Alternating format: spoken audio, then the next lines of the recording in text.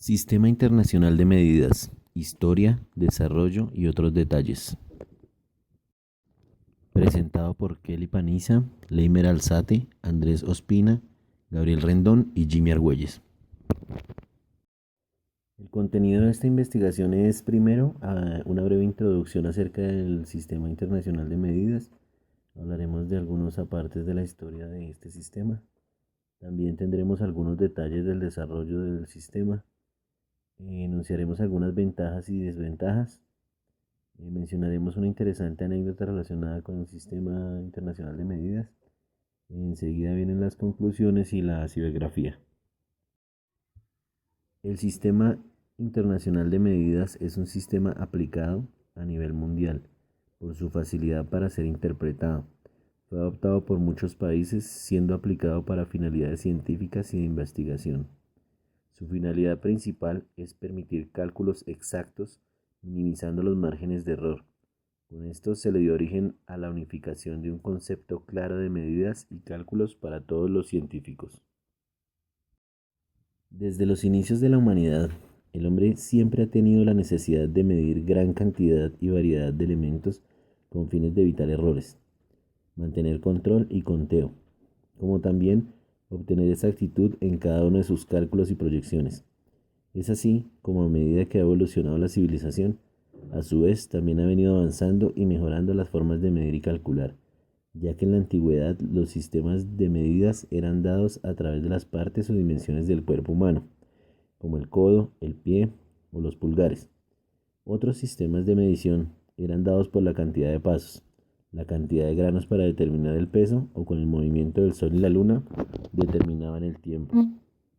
Después de la Revolución Francesa, nace también la necesidad de unificar un sistema de medidas que fuera estándar y universal, para que dichas medidas fueran más compatibles en cualquier país. De esa manera, se empieza a realizar los estudios oficiales para determinar ese sistema de unidades y es como surge el sistema métrico decimal. En Francia, el 20 de mayo de 1875. Más luego, en 1960, se crea a través de la Conferencia General de Pesas y Medidas, el actualmente llamado Sistema Internacional de Unidades. En 1971 se añade la séptima unidad básica, el mol. El Sistema Internacional de Medidas establece cómo se debe medir y utilizar las unidades de magnitud internacionalmente. Este sistema está formado por dos clases de unidades, la unidad básica y las unidades derivadas.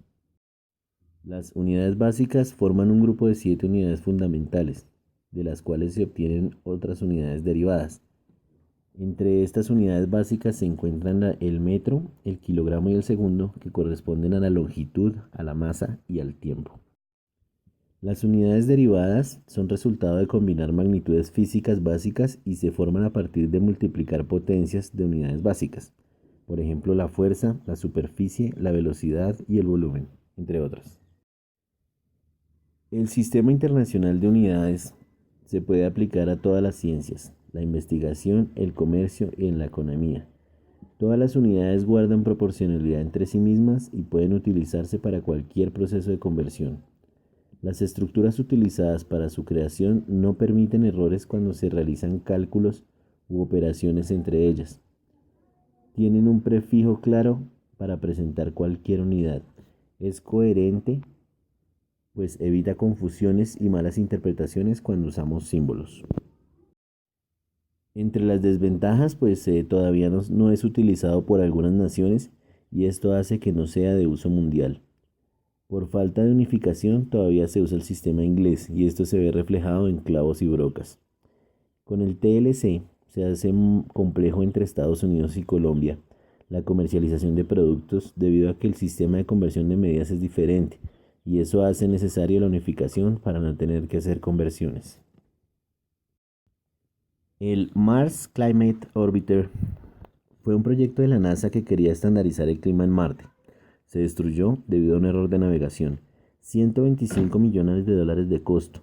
El equipo que controlaba el proyecto en tierra hacía uso del sistema anglosajón de unidades para calcular los parámetros de inserción y envió los datos a la nave que estaba calculando con el sistema métrico decimal.